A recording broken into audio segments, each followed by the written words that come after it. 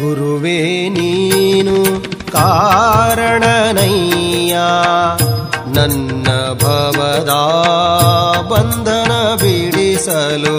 ಗುರುವೇ ನೀನು ಕಾರಣನಯ್ಯ ನನ್ನ ಭವದ ಬಂಧನ ಬಿಡಿಸಲು.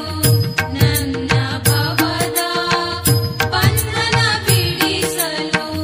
ಗುರುವೇ ನೀನು ಕಾರಣನಯ್ಯ ಗುರುವೇ ನೀನು ಕಾರಣನಯ್ಯ ಮಾಂಸಪಿಂಡ ಹೋಗಿ ಮಂತ್ರಪಿಂಡವಾಗಲು.